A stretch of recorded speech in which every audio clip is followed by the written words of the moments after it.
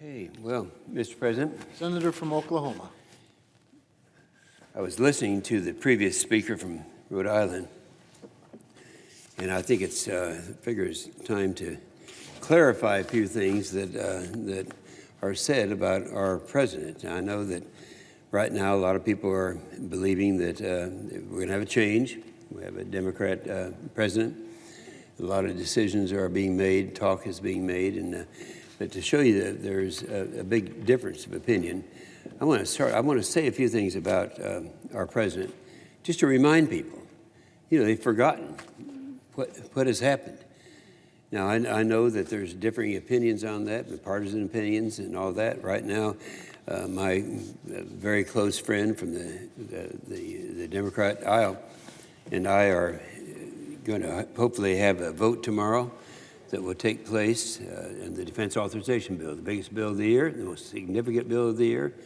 And Senator Reid and I have agreement on almost every element of it, and we both come to the conclusion it's a tremendous bill. It's one that you really can't justify opposing. A lot of things have been said that are not true. But I want to just mention a couple of things because this is a good time to do it. We have a president who has done things that are have never been done before in terms of accomplishments, of positive accomplishments. And I remember 2 years ago, I wrote this little card because I was taking track of all these good things that have happened. And I remember showing it to the president at that time. He read that, and he was very excited about the way that we had posed it. But keep in mind, this was 2 years ago. And if you look at these 10 things that this president has done, first of all, the big tax cut that he had. And by the way, when we look at the fact that he did such great things for the economy, prior to the pandemic, we had the best economy we've had in my lifetime. Then the pandemic changed all that. But he did this by looking back at history, and it was not a Republican, it was a Democrat. It was President Kennedy, who had the wisdom to say, when he was working on the Great Society programs that were going to cost so much money, he said, well, if we've got to raise our revenue, and the best way to increase revenue is to decrease tax rates, and so he decreased tax rates. We all remember that. And wow, it worked. And unfortunately, the president died before he could really take advantage and enjoy the benefits of the work that he had done by his tax cuts. But that has been tried since that time, and it has worked. But what this president did, in addition to that, he didn't have just tax cuts, he had regulation cuts. Now, if you have I call it the golden day of regulation relief, the best economy we've had in that period of time. You know, they say that full employment is 4% unemployment, when in fact, we actually got down below 3%. And that was something that has not been done in my memory. And all these things happened, and good benefits came from that. And there's a difference of opinion between Democrats and Republicans, and we understand that. I've always felt that the best thing that an indicator of success in the economy is to see how many people you get off of food stamps. And a lot of liberal friends say they measure it by how many people get on food stamps. But nonetheless, we got 5 million people off of food stamps. So that's what happened, and that's why we had the economy that we had. And I hate to think of where we would be today if we had started with an average economy. We started with the best economy we've had in my lifetime. So anyway, that was because of our president and the support he had from our party. The second thing was I hold up. Now, keep in mind, I'm from Oklahoma. We're an oil state, and we knew that during the Obama administration, it was a war on fossil fuels. Fossil fuels are coal, oil, and gas, and it's an effort to try to get it back into renewables. You know, someday we may have the development of renewables. They're not there now, in spite of what the previous speaker said. They're not there available now. So what this president did was he stopped the war on fossil fuels. Now, as a result of that, we had, and this is the first 2 years, we had a 277% growth in crude exports 132% increase in coal exports, and 52% increase in natural gas exports. A lot of that translated into the economy that we were enjoying. In terms of illegal immigration, I know it became very controversial. The wall, and people didn't like the idea of the wall. I can remember a conversation I had with Netanyahu when I was in Israel once, and he said he didn't understand how a modern state can have borders that are not secure. He said, you can't do that. It doesn't work. Well, he's now got that done against a lot of opposition. We all know that.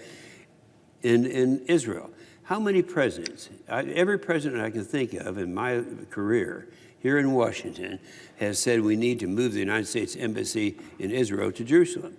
But they don't do it. And so this president just went ahead and did it. And that's why he's a little abrupt, and we understand that, but he got these things done. The WRDA bill, the Water Resources Development Act, right now, and actually the FAA reauthorization were both booming successes. There were his efforts. And then in judges. I don't know that it's a record, but in the period of time, the 4 years that this president has been in office, we've had about 220 judges that have been confirmed. These are all judges that have one thing in common. They really believe in the Constitution. They're constitutionalists. In addition to that, he has 3 of the United States Supreme Court judges. And then on the repeal, if you talk to anyone in business in America, it was a couple of years ago, about the biggest problem they had, it was the Dodd-Frank effort, and it was the overregulation of business and industry. And so he relaxed those rules, and that gave a lot of the prosperity, the reason for the economy that we have today, and the record employment that he has given us of 157 million jobs. But this is back 2 years ago. Now, I would say that if you single out one thing, I don't say this critically of the Obama administration. We all have different priorities, and I've considered President Obama to be a friend. However, his top priority was not the strong national defense. He had other priorities. We all know that. And as a result of it, if you'll take the last 5 years, that would have been from year 2000 to 2010 to 2015. In the last 5 years, he reduced the funding of the military by 25%. It's never been done before. But that's something that this president came in and immediately, and I chair and the committee, so I'm was very much involved in this.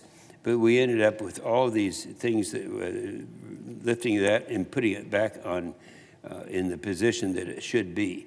Now, this is interesting because somebody reminded me, it was John Bonzo reminded me this morning. He said, what you ought to do is get a list of these things that happened since 2 years ago. And so real quickly, just say, identifying China as the #1 adversary in the NDS, that's the National Defense System, which has worked very successfully. That's a program that's put together by 6 Republicans and 6 Democrats, all experts in the field, and talking about national defense, and he stuck with that and has identified China for the problems that they are giving us right now. He had new investments in the future. Hypersonics is a good example. After the last administration, China and Russia both surged ahead of us in the research on hypersonics. That's one of the most recent developments of modern equipment, and that has worked. And we're not quite there yet, but we're catching up. And he's in the cyber world. He's advancing in that area. And then as far as the terrorist leaders, Baghdadi and Soleimani, both of them were considered to be the worst terrorists on the planet, and he's taken both of them out. He established the Space Force. The Space Force is something that we really needed to do because not so much that we were behind in anything, but the fact that our competition, Russia and China, were in their particular space forces, and we wanted to make sure everyone knew, and our partners knew, that we were right there with them. And then, of course, they eliminated the widow's tax. We remember that. And the Abraham Accords. This is this is really interesting because it's not just but we have Arab countries right now that are working closely with Israel. This hasn't happened before, and it's being the UAE is right now working on with them, and the Israelis didn't have to give up anything. So that's a major advancement that we're enjoying. Then, of course, one of the issues we're working on right now is on these arms sales. We feel that we need to be selling arms to our allies. We want to make sure that the whole world knows that if you're as a loyal friend of ours, we want to make sure that we do for them what we should be doing for them. During that time frame, he rescued 55 hostages in 24 countries. That is a big deal. So anyway, with all these things that have been going on and getting tough, I know people are upset with his attitude toward NATO. He believes in NATO, but he believes that the partners in NATO need to start carrying their fair share, and it worked, and it increased their share by about $130 billion. That's something that when you talk to real people, you get out of Washington and you talk to the people on the street, and they say, why are we in NATO when they're not carrying their end of it? Well, that's all changing. Well, anyway, that's what this president has done. But there's one thing that is happening that I think is maybe the most significant thing that this president has accomplished. He came out with something. Now, I don't know who thought of the word warp speed, because I've had a hard time remembering that. I have to write it down because I forget it. But he came out with something where a General Perna is a real expert and has been monitoring what is going on and getting the medical equipment necessary to defeat this thing that we've been under for almost a year. And he said, keep in mind, this is back in June. In June, he said, by year end, by December, maybe as early as November, but by December, we're going to have the decision made and have a way to stop the pandemic that has been plaguing us for so long. And we had a hearing, and the chair knows this, he was in attendance at that hearing, and we looked at how the things that General Perna were coming up with that showed us conclusively that we were going to have a vaccine that was going to work by year end, and then it'd take about 3 months after that to get the distribution going. So we're talking about having this thing over by April. Now, the interesting thing, that happened in June, and yet that is still today, we're right on schedule for that to happen. So my fellow senator from Oklahoma, James Langford, gave a speech yesterday. It was fascinating. It took a long time to do it, but he went into all the indicators that were out there.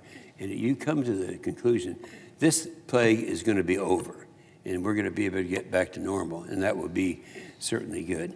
So I just want to mention that those things are happening, and those things are things that were on behalf of our president. And there he is out there, a lot of people. I've never seen the media turn against someone like they have our president. So people don't even know these good things. I'm hoping we can get this out so that people will be aware of it. Now, back to the bill that we're going to have.